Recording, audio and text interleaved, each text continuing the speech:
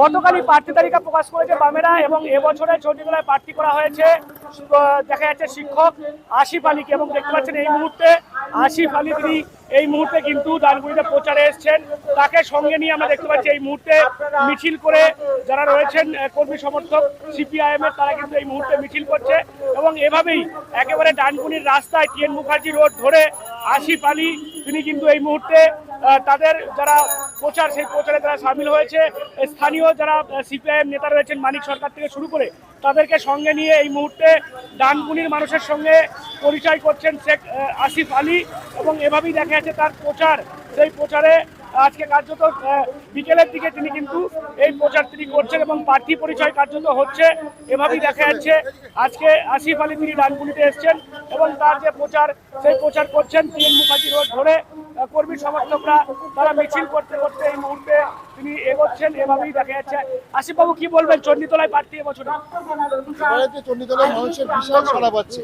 এখনো পর্যন্ত যা দেখছি অনেক মানুষ ফোন করছেন, নানানভাবে আমাকে বলছেন দাদা তুমি এগো, কখন কোথায় বেরোবে বলো, পাশে থাকবো, তুমি কিছু খবর দাও আমি যাবো। আমরা এবারে খুব ভালো ফল আশা করছি যে আমরা দীর্ঘদিন যেমন এখানে একসময় কমরেড মরিন্দ্র ছিলেন, কমরেড ভক্তরাম পান ছিলেন, আবার আমরা এই সিটটা সিপিএম এর পাশে ফিরে পাবো এবং মানুষের স্বার্থে আমরা কাজ করতে পারবো। আচ্ছা, এবারে আপনাদের ইস্যু কি থাকবে?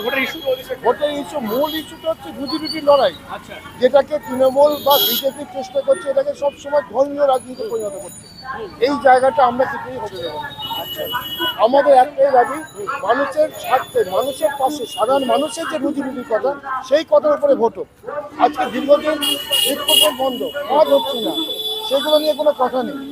রাস্তাঘাটের হাল খুবই খারাপ, সেগুলো নিয়ে কোনো কথা নেই, অথচ মানুষ একেবারে দেখতে পাচ্ছেন এভাবেই দোকানে দোকানে গিয়ে কার্যত প্রচার সারছেন। ডানকুনির যে সমস্যা, আন্ডারপাস এখনো হয়নি এবং দেখা যাচ্ছে ডানকুনির জল নিকাশির একটা সমস্যা রয়েছে। জল নিকাশির সমস্যা তো হবেই, কারণ এখানে যে তৃণমূলের কমিটি আছে, যে পৌরসভা যাদের দায়িত্বে আছে, তারা সবাই প্রচুর পরিমাণে পয়সা খাচ্ছে এবং একটা জলাশয় বন্ধ করছে, জল নিকাশিটাকে শেষ করে দিচ্ছে। এই অবস্থা যদি চলে, খুব স্বাভাবিকভাবে আমাদের এখানে যে জল নিকাশির সমস্যা মিটবে না এবং একটা বড় আরো আছে, এটা আরো বাড়বে। এর বিরুদ্ধে যদি লড়তে হয়, এটা সিপিএমই পারবে, কারণ সবাই জানে যে সিপিএম একমাত্র আছে যাদেরকে পয়সা দিয়ে কেনা যায় না, সেই জায়গাটা বিক্রি হয় না। আমরা এখানে এলে এই যে জল নিকাশির সমস্যা, যার গোড়ার থেকে যে সমস্যা মেটাবার কথা সেভাবেই মেটাবো।